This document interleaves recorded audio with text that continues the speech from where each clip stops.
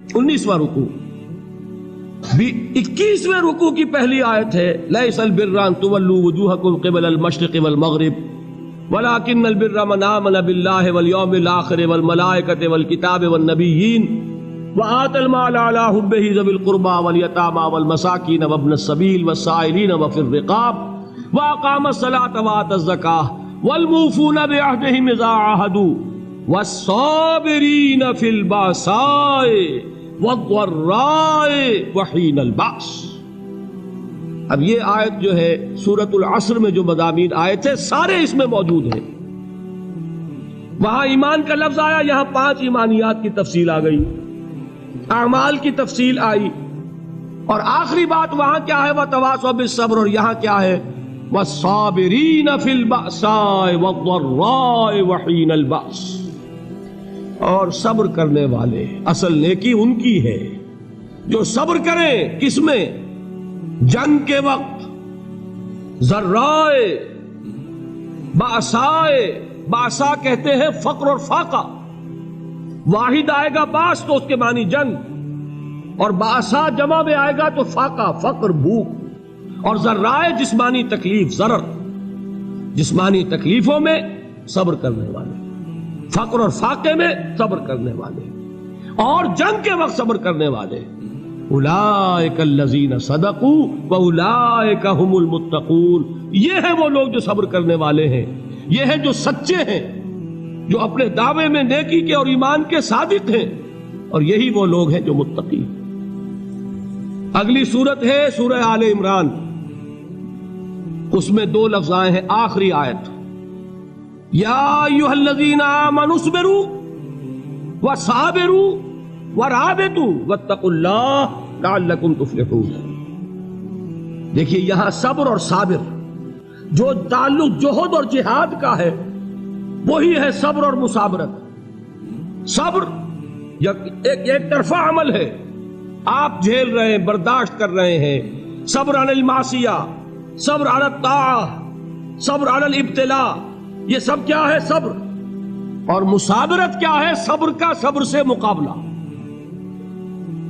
یہ سورہ آل عمران، اب وقت نہیں ہے، میں آپ کو سناتا اللہ تعالیٰ نے کیسے کیسے مسلمانوں سے کہا، مسلمانوں تمہیں زک پہنچی ہے تو انہیں بھی تو پہنچی تھی، ان کے 70 نہیں مارے گئے تھے بدر میں، ان کے حوصلے جو ہیں وہ تو پست نہیں ہوئے، وہ اگلے سال آ گئے تم پر چڑھائی کر کے، تم کیوں اتنا برا مان رہے ہو؟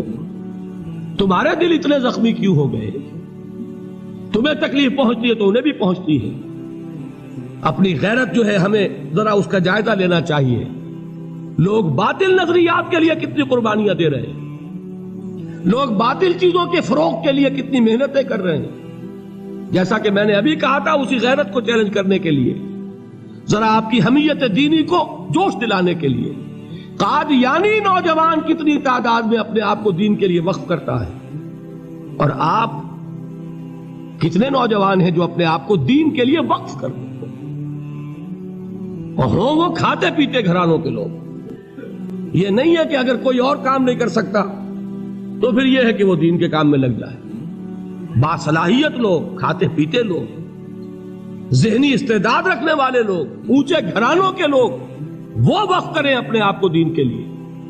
اس کے بغیر کیسے باہر آ جائے گی، کیسے رونق آ جائے گی؟ تو دنیا میں باطل نظریات والے جو ہیں، یہ بات کہی گئی ہے، مسلمانوں تم اگر توحید کے لیے لڑ رہے ہو، دیکھتے نہیں ابو جہل کو، اس نے گردن کٹوائی ہے شرک کے لیے، شرک کے لیے گردن کٹوائے، اور تم توحید کے لیے گردن کٹوانے کو تیار نہ ہو۔ اس نے گردن کٹوائی کہ نہیں کٹوائی؟ اور کس طرح کٹوائی ہے؟ کیونکہ بڑا متکبر قسم کا، فرعون قسم کا شخص تھا، جب گردن کاٹنے لگے تو کہتا ہے ذرا نیچے سے کاٹنا، تاکہ جب تم نیزے کے اوپر چڑھاؤ میرے سر کو تو اونچا نظر آئے، معلوم ہو سردار کا سر۔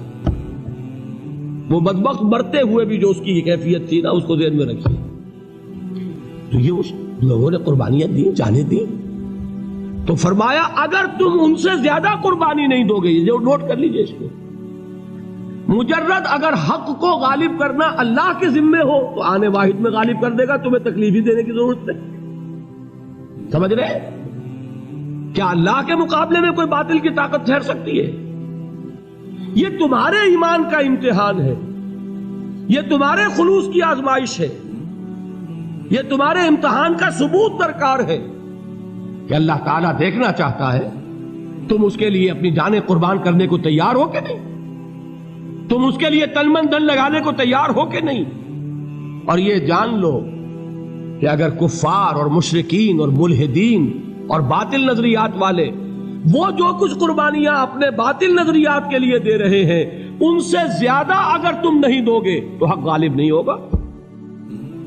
انہوں نے جو صبر کیا ہے اپنے باطل نظریات پر، اگر تم اس سے زیادہ صبر کا ثبوت نہیں دو گے اپنے اس حق پر تو حق غالب نہیں ہوگا۔ اس لیے فرمایا یا ایھا الذین آمنوا اصبروا وصابروا، نہ صرف یہ کہ صبر کرو بلکہ صبر میں اپنے دشمنوں سے آگے نکلو، ان کے صبر سے بڑھ کر صبر کرو۔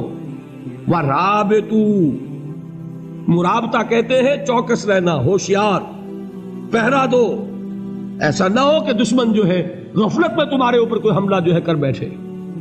واتقوا اللہ، اور اللہ کا تقوی اختیار کرو، لعلکم تفلحون، تاکہ تم فلاح پاؤ۔